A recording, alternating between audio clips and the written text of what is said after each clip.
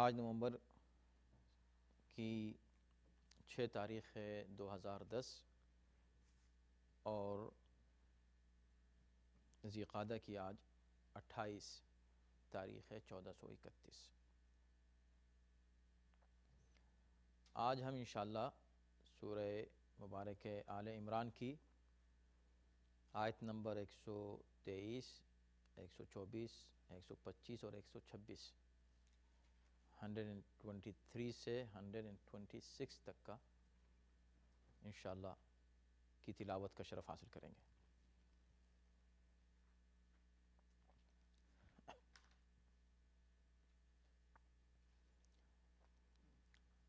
اعوذ باللہ من الشیطان الرجیم، بسم اللہ الرحمن الرحیم۔ الحمد للہ رب العالمین والصلاة والسلام علی سیدنا و نبینا و مولانا ابی القاسم محمد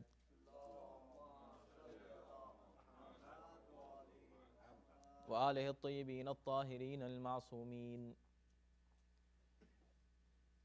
ولعنة اللہ علی اعدائہم اجمعین من الآن الى یوم الدین، اما بعد فقد قال اللہ فی کتابہ الکریم۔ بسم اللہ الرحمن الرحیم۔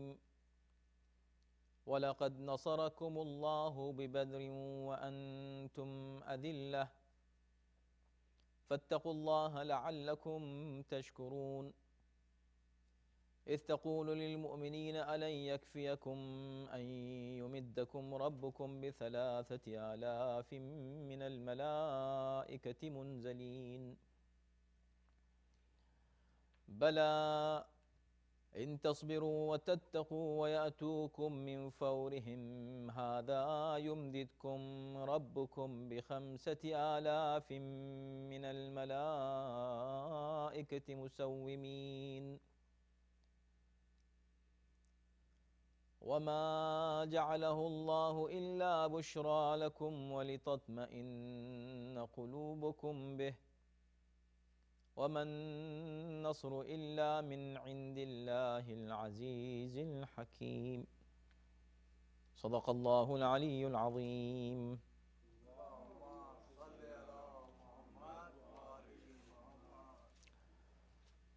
اور اللہ نے تو بدر میں بھی تمہاری مدد فرمائی ہے جبکہ تم کمزور تھے، لہٰذا اللہ سے ڈرو تاکہ شکر گزار بن سکو۔ اور اے نبی، یاد کرو وقت جب تم صاحبان ایمان سے کہہ رہے تھے کہ کیا تمہارے لیے کافی نہیں کہ تمہارا پروردگار 3000 فرشتے بھیج کر تمہاری مدد کرے، بلکہ اگر تم صبر کرو اور نافرمانی سے پرہیز کرو تو چاہے دشمن فوراً ہی تم پر چڑھائی کیوں نہ کر دیں، اللہ 5000 ایسے فرشتوں سے تمہاری مدد فرمائے گا جن کے خصوصی نشان لگے ہوئے ہوں گے۔ اور اللہ نے صرف اس لیے یہ امداد فرمائی کہ تمہارے لیے بشارت قرار پائے اور تمہارے دل مطمئن ہو جائیں، اور نصرت اور مدد تو صرف اللہ ہی کی طرف سے ہوتی ہے جو بڑا صاحب عزت اور صاحب حکمت ہے۔ گزشتہ ہفتے آپ کو یاد ہوگا کہ جو 2 آیتیں جن پر گفتگو ہوئی، آیت نمبر 21 اور 22، جنگ احد کا تذکرہ شروع ہوا، جس کے تعلق سے کچھ پہلو آپ کے سامنے پیش کیے گئے کہ پیغمبر اسلام جنگ احد کے لیے مورچے معین کرنے کے لیے باہر نکلے، اور فجر کی نماز پیغمبر اسلام نے احد کے میدان میں ادا کی، اور وہاں آپ نے صحابہ کو اپنے اپنے مقام پر معین فرمایا۔ اور گزشتہ ہفتے ہم آپ کی خدمت میں عرض کر چکے تھے کہ غزوہ احد اصل میں بدر کا انتقام تھا، اور مشرکین نے مدینے پر چڑھائی کی تھی، اور کافی بڑی تعداد کے ساتھ۔ تاریخ میں ان کی تعداد 3000 اور 5000 لکھی ہوئی ہے۔ ادھر مسلمان صرف 1000 تھے۔ 1000 بھی پورے نہیں تھے، اس لیے کہ جب پیغمبر اسلام 1000 کو لے کر نکلے تو عبداللہ ابن ابی 300 آدمیوں کے ساتھ لشکر اسلام سے الگ ہو گیا تو 700 افراد رہ گئے۔ پیغمبر اسلام انہی 700 کے ساتھ جب آگے بڑھے دفاع کے لیے تو جس جگہ کو معین کیا آپ نے جنگ کے لیے اس جگہ کو احد کہتے ہیں۔ وہ ایک پہاڑی تھی اور وہاں جیسا کہ آپ نے سنا کہ پیغمبر اسلام نے 50 افراد کو معین کیا جو ایک مخصوص درہ تھا، ایک راستہ تھا کہ جس راستے سے دشمن میدان میں داخل ہو سکتا تھا اور پیچھے سے مسلمانوں پر وار کر سکتا تھا۔ تو پیغمبر اسلام نے اس جگہ 50 افراد کو معین کیا عبداللہ ابن جبیر کی سربراہی میں، اور ان کو یہ حکم دیا، تاکیدی حکم، کہ تم یہاں سے ہلنا نہیں، کسی قیمت پر تم اس جگہ کو نہ چھوڑنا، چاہے جو بھی ہو جائے۔ پیغمبر اسلام کے اس تاکیدی حکم کے باوجود ہوا یہ کہ جس وقت جنگ شروع ہوئی اور مقابلہ ہوا تو ابتدائی طور پر تو مسلمان غالب آ گئے اور دشمن کو میدان چھوڑ کر فرار کرنا پڑا۔ جس وقت مسلمان یہ محسوس کر چکے کہ ہم فاتح ہیں تو کچھ ایسا ان کو اطمینان ہوا، چونکہ اس سے پہلے بھی بدر میں اللہ نے ان کو فتح نصیب فرمائی تھی پیغمبر اسلام کی برکت سے اور حضرت علی کی شجاعت کی بدولت، اور فرشتوں کو بھیج کر، جس کا بھی ذکر آئے گا۔ اس گویا اطمینان میں یا اس گھمن میں یا اس غرور میں مسلمان اس حقیقت کو بھول گئے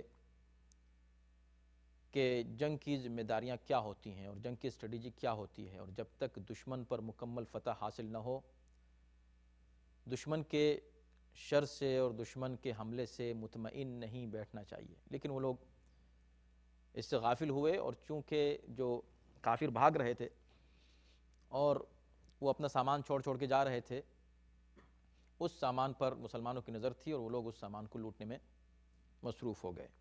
حالانکہ اس کے کچھ قواعد ہیں، اصول ہیں شریعت میں کہ جو بھی مال غنیمت ہاتھ آئے گا، ایسا نہیں ہے کہ جس کے ہاتھ آ جائے وہ اس کا ہوگا، وہ سب ایک جگہ جمع ہوگا اور پیغمبر اسلام اس کو تقسیم کریں گے۔ ان تمام اصولوں کے باوجود جو کچھ بھی ہوا، مسلمانوں سے ایک بہت بڑی بھول ہوئی، بہت بڑی غلطی ہوئی کہ انہوں نے ان تمام حقیقتوں کو نظر انداز کیا اور مال غنیمت حاصل کرنے کے چکر میں وہ لوگ دشمن کے حملوں سے غافل ہو گئے۔ ادھر جس وقت کافر بھاگ رہے تھے تو ایک دلچسپ بات جو مورخین نے لکھی ہے وہ یہ ہے کہ ہندہ جو معاویہ کی ماں تھی اور ابو سفیان کی بیوی تھی، وہ لشکر کے ساتھ آئی تھی اور کچھ عورتوں کو ساتھ لے کر آئی تھی۔ وہ عورتیں اپنے لشکریوں کی ہمتیں بڑھا رہے تھے۔ لشکر اسلام کی طرف سے ہمت بڑھانے کے لیے نعرے تکبیر بلند کیا جاتا تھا، اس طرف دف اور باجے بجائے جاتے تھے اور عورتیں گانے گاتی تھیں اور جنگی گانے ہوتے تھے جس سے سپاہیوں کی ہمت کو گویا کہ ان کے حوصلوں کو بلند رکھا جاتا تھا۔ جب یہ سب بھاگنے لگے تو عورتوں نے دیکھا کہ بھی نہ تو ہماری بات سن رہے ہیں اور نہ ہی ان نغموں کی طرف ان کی کوئی توجہ ہے کہ جو ہم ان کو جوش و خروش دلانے کے لیے کر رہے ہیں، اور یہ بھاگے جا رہے ہیں۔ تو انہوں نے کچھ ایک انتظام ایسا کیا تھا دلچسپ کہ وہ ہر بھاگنے والے کو ایک سرمے دانی دے دیا کرتی تھی۔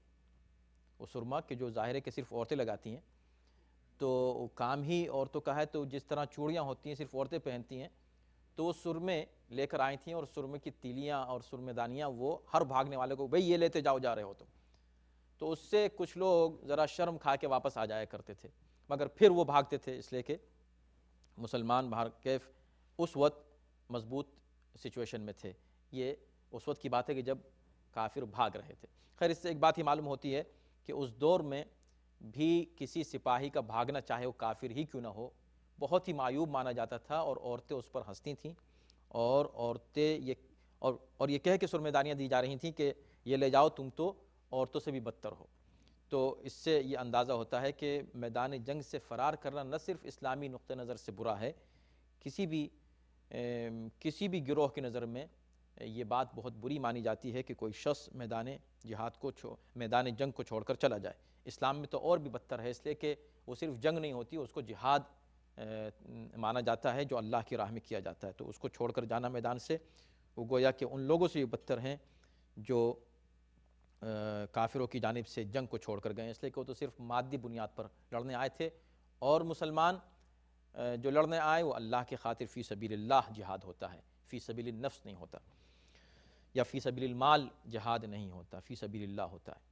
یہاں یہ ہوا کہ جس وقت وہ سب بھاگنے لگے اور انہوں نے ان کی چھوڑے ہوئے مال پر اپنی نظر جمائی، تو وہ 50 آدمی جو پیغمبر اسلام نے اس درے پر، اس راستے پر معین کیے تھے، اس جگہ پہلے سے اسٹریٹجی تیار ہوتی ہے، ظاہر ہے وَتُبَوِّئُ الْمُؤْمِنِينَ مَقَاعِدَ لِلْقِتَالِ، یہ بات کہی جا رہی ہے آیت نمبر 121 میں کہ پیغمبر اسلام پہلے ہی پہنچ گئے اور انہوں نے جنگ کے میدان کا جائزہ لیا، اور جہاں جہاں جس کو معین کرنا تھا جنگ کی حکمت عملی کے اعتبار سے، انہوں نے پیغمبر اسلام نے ہر جگہ ان کو معین کر دیا تھا۔ اسی طرح دشمن کر رہا تھا، جیسے پیغمبر اسلام لشکر اسلام کے سربراہ تھے اور آپ ہر ایک کو معین کر رہے تھے، ایسے ہی اس طرف ابو سفیان تھا سربراہ، اور وہ بھی اپنی اسٹریٹجی تیار کر چکا تھا، اس نے دیکھ لیا تھا اس مقام کو، اس جگہ کو، اور اس کی اسٹریٹجک اہمیت کو سمجھ لیا تھا کہ جہاں پیغمبر اسلام نے 50 تیر اندازوں کو معین کیا تھا۔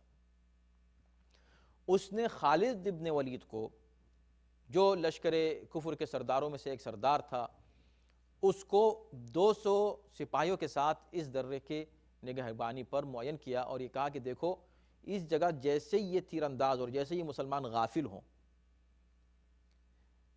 تم فوراً ہی اس طرف سے آنا اور حملہ کرنا، انہیں ختم کر کے پیچھے سے مسلمانوں پہ حملہ کر دینا، اگر ایسا ہو گیا تو سمجھو ہم جیت گئے۔ اس کی یہ اسٹریٹجی صحیح رہی۔ تعجب صرف یہ ہے کہ اس نے، یعنی کافر رہبر نے اپنے کافر پیروں کو جو حکم دیا وہ تو اس کو مان رہے تھے، اور وہ کھڑے رہے وہاں 200 آدمی اس انتظار میں کہ جیسے ہم کو موقع ملے گا ہم یہاں سے پیچھے سے مسلمانوں پہ حملہ کر دیں گے۔ ادھر نبی اکرم نے، پیغمبر اسلام نے اپنے چاہنے والوں کو، اپنے ماننے والوں کو، اپنے صحابہ کو جو حکم دیا، افسوس کی بات یہ ہے کہ وہ اس پر انہوں نے عمل نہیں کیا، اور اس کا نتیجہ شکست کے علاوہ اور کیا ہو سکتا تھا۔ تو چونکہ ہم تفصیل عرض کر چکے ہیں، یہاں صرف اشارہ ہے تاکہ ہم آگے بڑھیں کہ 12 افراد کے علاوہ باقی سب کے سب چھوڑ کر چلے گئے، اس لیے کہ انہوں نے نیچے دیکھا کہ وہاں پر تو سب لوگ مال غنیمت کے پیچھے پڑے ہوئے ہیں اور ہم کیسے محروم رہ جائیں، تو یہ لوگ بھی، حالانکہ عبداللہ ابن جبیر جو سردار تھا اس 50 افراد کے دستے کا، اس نے بہت روکا، بہت منع کیا، پیغمبر اسلام کی وہ بات یاد دلائی جو تاکید، کسی نے کچھ نہیں سنی اور وہ چلے گئے۔ تو یہاں جو افراد رہ گئے، موقع دیکھا خالد ابن ولید نے، اور اس نے فوراً پیچھے سے حملہ کر کے ان 12 افراد کو قتل کیا، اور ان کو قتل کرنے کے بعد اب جب حملہ کیا ہے تو ظاہر ہے کہ وہ لشکری کہاں تھا، وہ تو مال لوٹنے میں لگے ہوئے تھے، علاوہ چند افراد کے، سب ایسے نہیں تھے، چند افراد کے علاوہ کچھ افراد اس وقت بھی گویا کہ بہت ہی زیادہ ہوشیاری کے ساتھ اور توجہ کے ساتھ جنگ کے حالات پر نظر رکھے ہوئے تھے، لیکن کتنی ان کی تعداد بہت کم تھی۔ چنانچہ جب خالد ابن ولید نے 200 افراد کے ساتھ حملہ کیا تو جنگ کا نقشہ بدل گیا، وہ فتح جو اللہ نے عطا کی تھی مسلمانوں کو وہ تبدیل ہو گئی شکست میں، اور بدترین شکست میں، کافی مسلمان مارے گئے، بالکل معاملہ الٹا ہو گیا۔ ظاہر سی بات ہے کہ اللہ کی مدد کس بنا پر ہوتی ہے وہ ان آیتوں میں بیان کیا گیا ہے، ہم اس پر گفتگو کریں گے۔ یہ واقعہ صرف اس لیے پیش کیا جا رہا ہے کہ جب واقعہ سامنے ہو تو پھر آیتوں کے مفہوم کو سمجھنا آسان ہو جاتا ہے۔ پیغمبر اسلام حکم دے چکے ہیں کہ بس یہاں رہنا، پیغمبر اسلام نے حکم دیا ہے کہ جنگ کرنا ہے تو فرار نہیں کرنا ہے۔ ان تمام احکامات کو نظر انداز کرنے والی کوئی بھی قوم کسی طرح بھی فتح حاصل نہیں کر سکتی، اگر فتح حاصل بھی کر لے تو آخر میں اس کی قسمت میں شکست ہوگی، جیسا کہ یہاں ہوا۔ چنانچہ جب شکست ہوئی تو اب حالات بہت ہی ابتر ہوئے۔ جیسے ہی بھاگے ہوئے لشکر کو پتہ چلا کہ مسلمان شکست سے دوچار ہوئے ہیں اور خالد ابن ولید نے مسلمانوں پر حملہ کیا ہے، اور مسلمان اب مسلمان بھاگنے پر مجبور ہو گئے. مجبور نہیں ہوئے بلکہ بھاگنے لگے. مجبوری کا تو کوئی سوال ہی نہیں. قرآن یہی بات کہہ رہا ہے کہ اگر تم صبر کرو اور تقوی اختیار کرو اللہ کی طرف سے مدد آئے گی. واللہ ولیہما, تم کیسے ہمت ہار سکتے ہو جبکہ اللہ تمہارا ولی ہو سکتا ہے. اگر اللہ تمہارا ولی ہے, تم اللہ کو اپنا ولی اور سرپرست مددگار مانتے ہو, تو یہ تو ممکن ہی نہیں کہ تم فرار کرو. مسلمانوں نے فرار اختیار کیا, اور خاص طور پر جو وہ لوگ تھے جن کو آج بڑا گویا کہ نامور اور بڑا اہم مانا جاتا ہے, تاریخ اسلام کی نامور شخصیتیں, ان کا ذکر انشاءاللہ بعد میں آئے گا, اس لیے کہ بہت سی آیتیں ہیں جو اسی پر گفتگو کریں گی جگہ جگہ, اور فرار کا بھی ذکر آئے گا کہ انہوں نے فرار کیا, فرار کے بعد کیا ہوا, تو اس موقع پر ہم اس کا ذکر کریں گے. فرار کرنے والوں میں بڑے بڑے نام شامل ہیں اسلامی تاریخ کے یا مسلم تاریخ کے. سب نے جو ہے فرار اختیار کیا علاوہ چند افراد کے. پیغمبر اسلام کے اوپر ظاہر ہے کہ مشرکوں کی نظر تھی, کافر دیکھ رہے تھے کہ ہم کو کوئی موقع ایسا ملے کہ پیغمبر اسلام کو قتل کر دیں.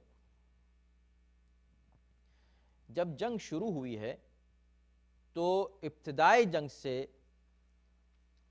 لشکر کفر کی نظر 3 افراد پہ تھی خاص طور پر, اور ان کو جو خوف تھا وہ ان 3 افراد سے تھا. ایک پیغمبر اسلام سے, ایک حضرت علی سے, اور ایک جناب حمزہ سے. اس لیے ان کی کوشش یہ تھی کہ ان تینوں کو قتل کر دیا جائے. اگر یہ تینوں قتل ہو گئے تو اسلام ختم ہو گیا, آج ہی اسلام ختم ہو گیا. مولا کائنات چونکہ جنگ بدر میں 70 مشرک مارے گئے تھے, جن میں سے 36 صرف حضرت علی نے مارے تھے, اس وقت سے لشکر کفر پر حضرت علی کا رعب اتنا طاری تھا کہ وہ بہت زیادہ خوفزدہ تھے حضرت علی سے. لیکن جب جنگ شروع ہوئی یہاں پر تو یہ رعب اور بڑھ گیا, اور زیادہ ہوا, اس لیے کہ پرچم اسلام پیغمبر اسلام نے حضرت علی کے ہاتھ میں دیا. تو گویا کہ کمانڈر حضرت علی تھے, یوں رہبر پیغمبر اسلام تھے, لیکن پرچم دار اور علمدار حضرت علی کو قرار دیا, جس طرح احد میں تھا. احد میں بھی پرچم, بدر میں بھی پرچم حضرت علی کے ہاتھ میں تھا, تو یہاں احد میں بھی پرچم پیغمبر اسلام نے حضرت علی کو دیا. اس طرف سے پرچم طلحہ ابن ابی طلحہ ایک شخص تھا, کفر کے سرداروں میں تھا, بڑا معروف تھا, اس کو دیا. بڑا بہادر تھا. اس نے آتے ہی جب جنگ سٹارٹ اس طرح ہوئی کہ وہ آیا, اور آنے کے بعد اس نے کہا کہ تم میں سے کوئی ہے میرا مقابلہ کرنے والا.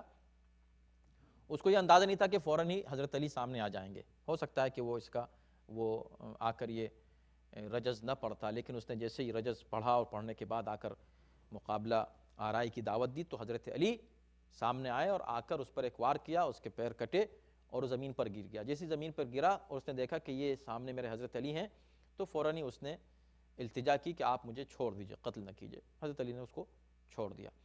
یہ کچھ اصول بھی, جب جنگ کے واقعات بیان کیے جائیں تو اس صرف کہانی اور قصے نہیں ہوتے, بلکہ اس میں جو دروس ہمیں ملتے ہیں اور جو فقہی اصول قائم ہوتے ہیں وہ بہت ہی اہم ہوتے ہیں. ان میں سے ایک یہ ہے کہ مولا کائنات نے اس کو چھوڑ دیا, جس کا مطلب یہ ہے کہ اگر زخمی ہے, دوسرے یہ کہ وہ پناہ مانگ رہا ہے, تو اس کو پھر قتل نہ کیا جائے. زخمی اب وہ کچھ کر نہیں سکتا, لڑ نہیں سکتا, زخمی ہی نہیں ہے بلکہ اب اس کے پیر کٹ چکے ہیں, تو وہ کچھ کر نہیں سکتا. جب کچھ کر نہیں سکتا اور اسلام کے لیے خطرہ نہیں رہ گیا اس کا وجود, دوسرے یہ کہ وہ التجا کر رہا ہے, معافی مانگ رہا ہے, تو اس کو چھوڑ دیا جائے. حضرت علی نے اس کو چھوڑ دیا. کبھی کسی زخمی کو حضرت علی نے نہیں مارا, کبھی کسی عورت کو نہیں مارا, کبھی کسی بچے کو نہیں مارا, کبھی کسی فرار کرتے ہوئے انسان کو نہیں مارا. یہ تو وہ تمام اعلیٰ ترین اصول ہیں جنگ کے جو مولا کائنات نے معین کیے ہیں, اور علی سے بہتر کون ہے ان باتوں کو بتانے والا. طلحہ کے بعد اس کا بھائی آیا, اس کو بھی مار دیا حضرت علی نے. پھر اس کے بعد اس کا بھائی آیا, چونکہ پرچم جب گرتا ہے تو فوراً ہی کوئی آ کے اس کو سنبھالتا ہے, ورنہ پرچم کے گرنے کا مطلب ہے شکست. تو فوراً اس کے بھائی نے ایک ہی قبیلے کے, چونکہ عموماً کافروں کے علمداری اسی قبیلے کے حوالے ہوتی تھی, تو اسی قبیلے کے افراد ایک کے بعد ایک آتے رہے. مولا کائنات تنہا اکیلے اس طرف سے پرچمدار تھے, وہ سب کو قتل کرتے رہے, یہاں تک کہ 9 پرچمداروں کو قتل کیا. حضرت علی نے، یہ تاریخ کا متفقہ فیصلہ ہے کہ حضرت علی نے تنہا اکیلے نے، اب یہ جنگ سٹارٹ ہوئی ہے، یہاں سے اصل میں کافروں کو شکست ہونا شروع ہوئی، یعنی کہ گویا حضرت علی تنہا اکیلے وہ فرد تھے کہ جنہوں نے پورے لشکر کفر کو شکست دی۔ ان کے حوصلے یہاں پست ہونے لگے کہ جب ایک کے بعد ایک 9 قتل ہو گئے، اب کسی کی ہمت آگے نہیں ہوئی بڑھنے کی کہ جا کر وہ علم اٹھائے، جبکہ حضرت علی سامنے موجود ہیں۔ تو ایسی صورت میں ظاہر کہ دشمن بھی اس کی بھی حکمت عملی ہوتی ہے، اس کی اسٹریٹجی ہوتی ہے۔ آگے ایک عورت آگے بڑھی، اس نے آگے بڑھ کے وہ پرچم اٹھا لیا، اور یہ اسٹریٹجی ان کی کامیاب ہوئی۔ پرچم اٹھا لیا، پرچم گرا نہیں، کیوں؟ اس لیے کہ عورت کے ہاتھ میں تھا۔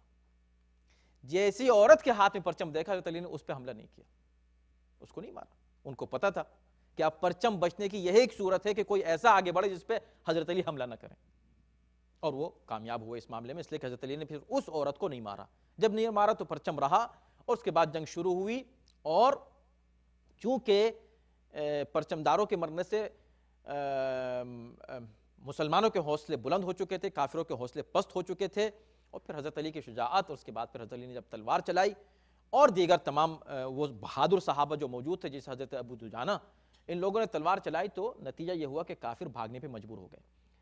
مگر اس کے بعد جب اکثریت مسلمانوں کی مال سمیٹنے میں لگ گئی، تو پھر یہ چند افراد جو سپاہی رہ گئے اسلام کے، سارا پریشر ان کے اوپر آیا، مگر اس کے باوجود بھی حضرت علی، ابو دجانہ، یہ 2 افراد تھے۔ تاریخ ان 2 ناموں پر متفق ہے، کچھ اور نام بھی بتاتے ہیں، کچھ کہتے ہیں 5 افراد رہ گئے، کچھ کہتے ہیں 12 افراد رہ گئے، لیکن یہ 2 نام ایسے ہیں جن پر سب متفق، حضرت علی اور ابو دجانہ، ایک صحابی تھے، بڑے بہادر صحابی تھے، یہ دونوں رہ گئے، اور جنگ کرتے رہے، لڑتے رہے، یہاں تک کہ جب تمام مسلمان بھاگ گئے، اکثریت مسلمانوں کی فرار اختیار کر گئی، اور یہ چند افراد صرف پیغمبر اسلام کے سامنے سینہ سپر ہو کر کھڑے رہے، اور کسی دشمن کو ان کے قریب نہیں آنے دیا۔ یہ کوشش کرتے رہے کہ اس لیے کہ پریشر ظاہر ہے کہ دشمن کا یہ تھا کہ ہم پیغمبر اسلام کو قتل کر دیں، اور یہاں پر یہ 2 افراد کھڑے ہوئے تھے اور پیغمبر اسلام کی حفاظت کرتے تھے، خاص طور پر حضرت علی۔ مولا کائنات کا طریقہ یہ تھا کہ وہ ہر طرف سے دشمن کا مقابلہ کر رہے تھے، تو دشمن کسی طرح ان کے قریب نہیں پہنچ پا رہا تھا۔ ادھر پیغمبر اسلام تھے اور حضرت علی ان کی حفاظت کر رہے تھے، ادھر جناب حمزہ یہ کوشش کر رہے تھے کہ یہ مسلمان فرار نہ کریں، ان کی ہمت دلانے کے لیے۔ وہ بہت شجاع تھے، بے پناہ بہادر تھے حضرت حمزہ، وہ میدان میں تھے موجود اور جنگ کر رہے تھے، ان کے ساتھ کچھ اور مسلمان بھی تھے۔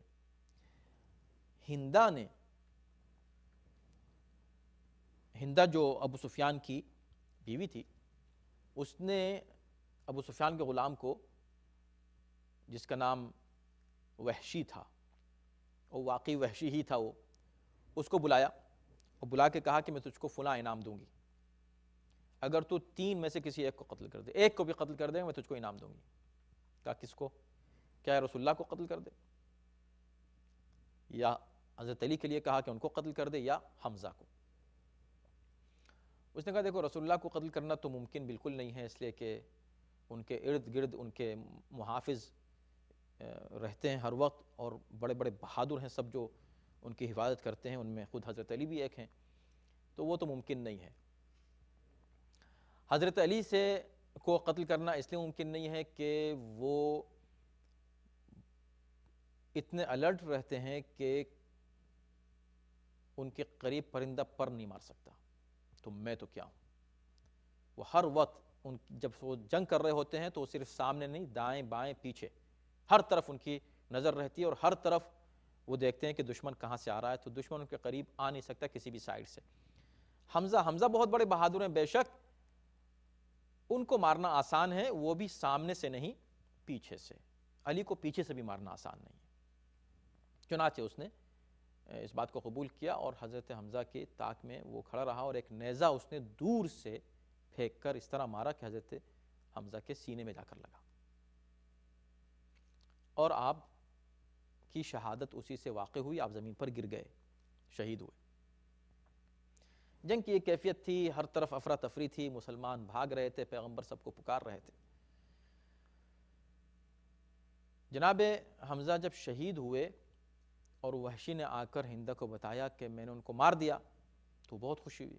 کہاں ہے جنازہ؟ کہ وہاں پڑا ہے. تو وہ ایک روایت یہ ہے کہ خود وحشی نے جو ہے آپ کا سینہ چاک کیا اور کلیجہ آپ کا نکالا، اور ایک یہ روایت کہ نہیں، خود ہندہ آئی.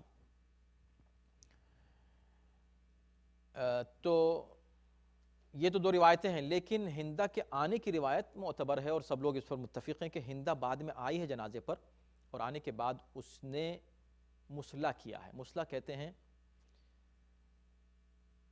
مردے کے اعضاء کو کاٹنا، کان، آنکھ، ناک، انگلیاں وغیرہ وغیرہ، یہ کاٹی اور کاٹ کے اس نے اس کا ایک ہار بنا کے اس نے گلے میں ڈالا. اور کلیجہ جناب حمزہ کا اس نے منہ میں رکھا چبانے کے لیے، لیکن اللہ نے اس کلیجے کو، جو بہت ہی ظاہر ہے ایک مقدس شہید کے جسم کا ایک حصہ تھا، اسے اس کے منہ میں پتھر کی طرح اس طرح بنا دیا کہ وہ اس کو نگل نہیں سکی اور اسے چبا نہیں سکی. اس کے بعد پھر پیغمبر اسلام کو بارکیف اس کا علم ہوا، بہت ہی آپ کو تکلیف ہوئی، بہت دکھ ہوا. اور وحشی جب بعد میں مسلمان ہوا ہے ابو سفیان کے ساتھ تلوار کے خوف سے فتح مکہ کے موقع پر، اور پیغمبر اسلام کے سامنے آ کے اس نے کلمہ پڑھا، تو پیغمبر نے کہا دیکھو تم مسلمان ہو کر، چونکہ اسلام کا قانون ہے یہ، جو کلمہ پڑھ لے وہ اسلام کی پناہ میں آ جاتا ہے، تم اسلام کے پناہ میں تو آ گئے ہو، لیکن تم مجھے اپنا چہرہ مت دکھائے کرو، میرے سامنے کبھی مت آنا. چنانچہ منع تھا اس کے لیے، حالانکہ وہ مسلمان تھا اور پیغمبر اسلام رحمت للعالمین تھے، مگر صرف اس لیے کہ تو نے میرے چچا کو مارا ہے تو میرے سامنے مت آنا. اب اس میں یہاں پر مسلمان تھوڑا سا غور کرے اور سوچے، اور کتنے لعنتی ہیں اور کتنے بے دین ہیں اور کتنے بدقسمت اور کتنے بے عقل ہیں وہ لوگ جو یزید کے لیے رضی اللہ کا لفظ لکھتے ہیں. کس قدر، یعنی کہ آپ سوچ لیں کہ وہ امام حسین کے تھوڑی دشمن ہیں، وہ رسول اللہ کے دشمن ہیں، وہ اللہ کے دشمن ہیں. جو یزید کو رضی اللہ کے ہیں وہ اللہ کے دشمن ہیں، وہ پیغمبر اسلام کے مخالف ہیں. جو نبی اپنے چچا حمزہ کے قاتل سے کہے کہ تو مسلمان ہونے کے بعد بھی میرے سامنے مت آنا، رحمت للعالمین، کیا وہ اس بات کو برداشت کر سکتے ہیں کہ کوئی شخص یزید جیسے ظالم اور قاتل کو یہ کہے کہ وہ رضی اللہ عنہ، اللہ اس سے راضی ہو جائے گا؟ کیا پیغمبر اسلام راضی ہو جائیں گے یزید سے؟ معاویہ سے راضی ہو جائیں گے؟ ایسا ممکن نہیں ہے. بہرکیف یہ سب باتیں ہیں، یہ بہت دروس ہیں تاریخ کے جو ہمارے سامنے آتے ہیں. جب تمام مسلمان بھاگ گئے اس کے بعد پیغمبر اسلام نے کہا کہ جب واپس آئے تو کہا کہ کہاں چلے گئے تھے؟ بعض روایات میں ہے کہ پیغمبر اسلام نے فرمایا لقد ذهبتم طویلا، بڑے لمبے نکل گئے تھے. بہت سے لوگ 3 دن کے بعد واپس آئے، ان میں بڑی بڑی شخصیتیں ہیں جن میں حضرت عمر کا نام سر فہرست ہے. واپس آئے تو کہا کہ تم کہاں چلے گئے تھے؟ تو کہا یا رسول اللہ معاف کر دیجئے، ہم نے یہ سنا کہ قتل محمد، کوئی آواز دے رہا ہے کہ محمد قتل کر دیے گئے. تو پیغمبر اسلام نے فرمایا کہ میں بھی تو تم کو پکار رہا تھا، میں بھی تم کو آواز دے رہا تھا، تم نے وہ آواز سن لی کہ محمد قتل کر دیے گئے؟ کہا ہاں ہم نے سنا کہ محمد قتل کر دیے گئے، تو ہم نے سوچا کہ اب کیا فائدہ لڑنے سے. حالانکہ وہاں کچھ ایسے صحابہ بھی ہیں، تاریخ میں لکھا ہوا ہے کہ جس وقت یہ لوگ نکل رہے تھے اور یہ کہہ رہے تھے کہ محمد قتل ہو گئے، اب کیا کریں گے، چلو واپس چلو، اب تو محمد قتل ہو گئے. تو وہ کہہ رہے تھے کہ محمد تو قتل ہو گئے، محمد کا خدا تو زندہ ہے.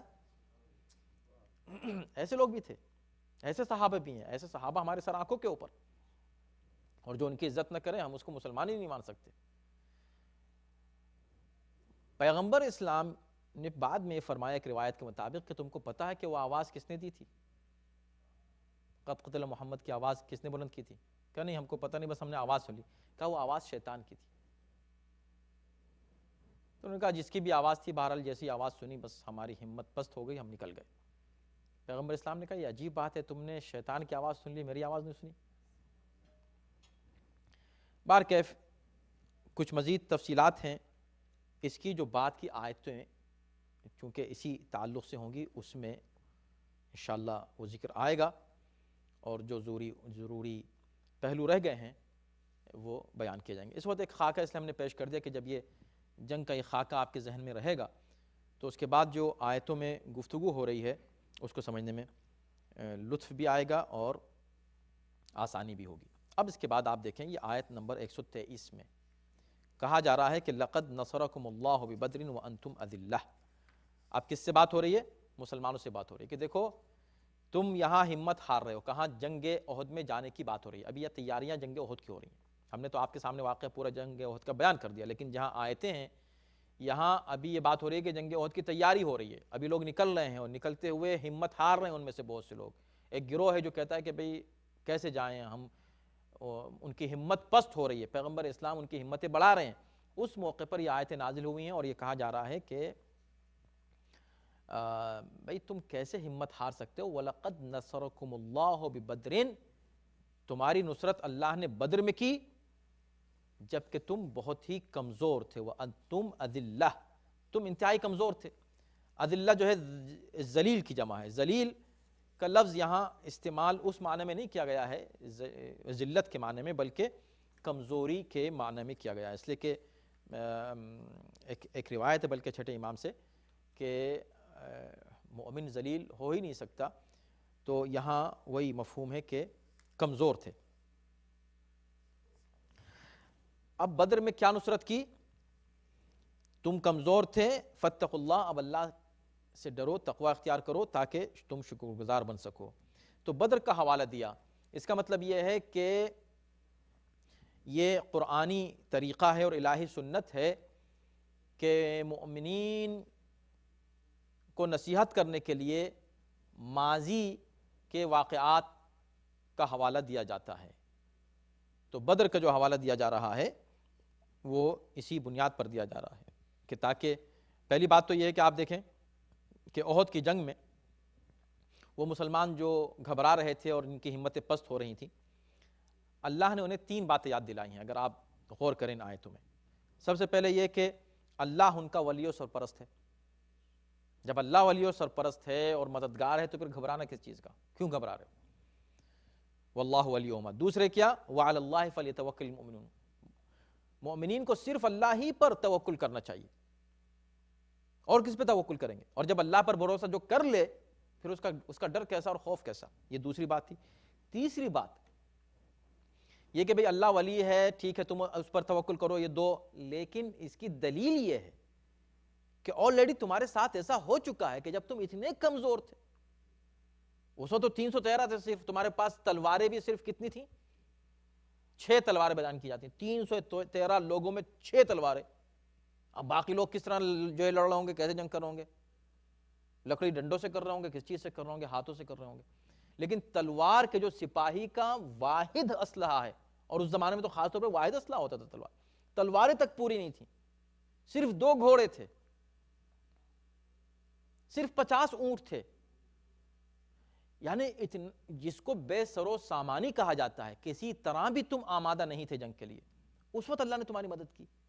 تو تم ماضی کے ان حالات کو نہیں دیکھ رہے ہو؟ جب اللہ اس وقت تمہاری مدد کر سکتا، اب تو تمہارے پاس کچھ تو ہے، تمہاری تعداد بھی ٹھیک ہے، تم اپنے گھر کے پاس بھی، اس وقت تو گھر سے بھی دور تھے، تو ہر طرح اس وقت تو تمہارے حق میں ہیں حالات، اس وقت تو بالکل تمہارے حق میں حالات نہیں تھے۔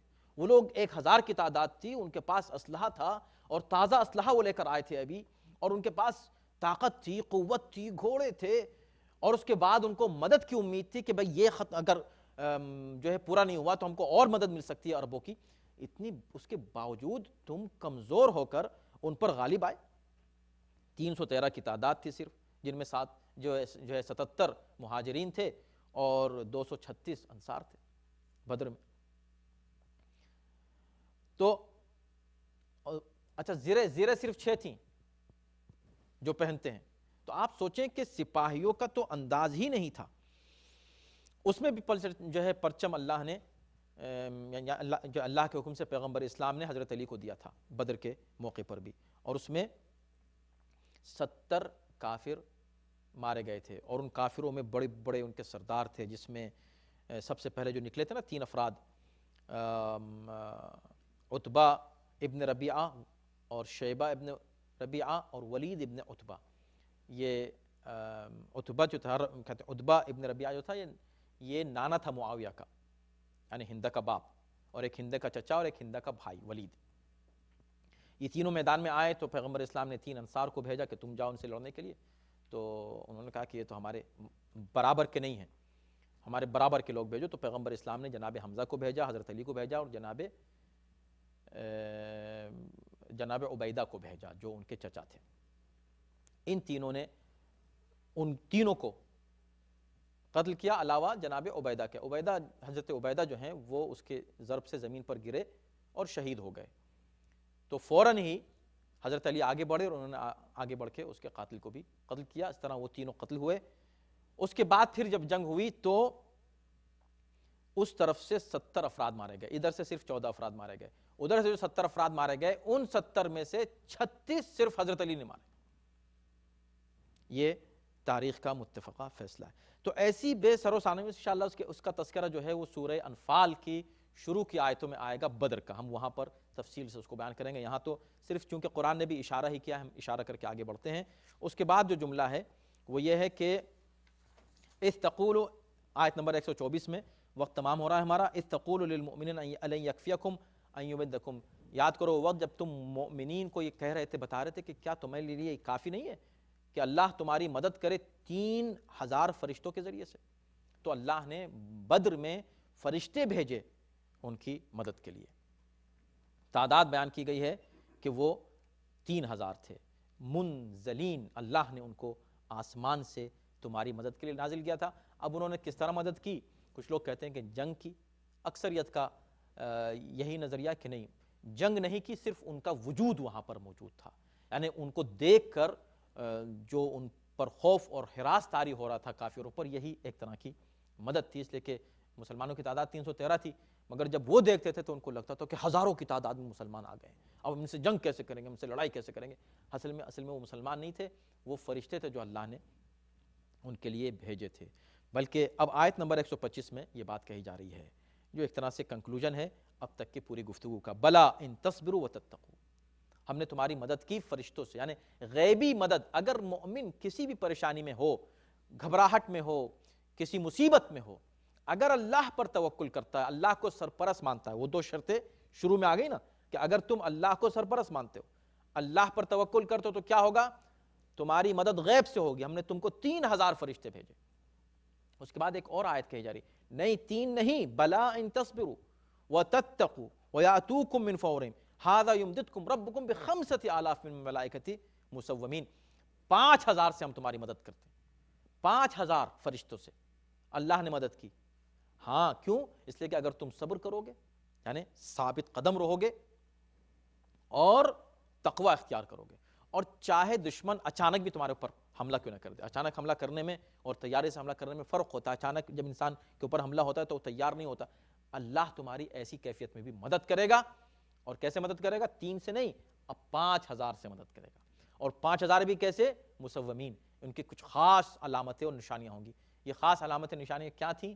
کچھ لوگ یہ کہتے ہیں کہ ہر ایک کے پاس پرچم تھا، کچھ یہ کہتے ہیں کہ نہیں، یہ خاص قسم کے، جس طرح ہر کام کے لیے اللہ نے ہوا کے لیے، پانی کے لیے، دوسرے کاموں کے لیے کچھ فرشتے معین کیے ہوئے ہیں، یہ فرشتے جنگ کے تعلق سے اللہ نے ان کو معین کیا تھا خاص۔ لیکن امام رضا علیہ السلام سے ایک روایت ہے، وہ فرماتے ہیں کہ یہ جو مسومین، یہ جو علامت بیان کی گئی، یہ علامت ان کا امامے تھے، یعنی ایک خاص امامے پہن کے وہ میدان میں آ گئے تھے، جس سے ظاہر ہے کہ اس بات کی تائید ہوتی ہے کہ کافروں پر رعب طاری تھا اس تعداد کو دیکھ کر۔ وہ دیکھ رہے تھے کہ امامے ہی امامے ہیں چاروں طرف، تو یہ تو انسان ہی انسان، لوگ ہی لوگ، کتنے مسلمان آ گئے ہیں۔ اس سے وہ گھبرا کے انہوں نے گویا ان پر شکست طاری ہوئی اور مسلمانوں کو فتح حاصل ہوئی بدر میں۔ وما جعلہ اللہ الا بشرا لکم، یہ جو کچھ بھی بیان کیا گیا یہ صرف تم کو بشارت دینے کے لیے، تاکہ تمہارا دل خوش ہو جائے، تمہارا دل مطمئن ہو جائے۔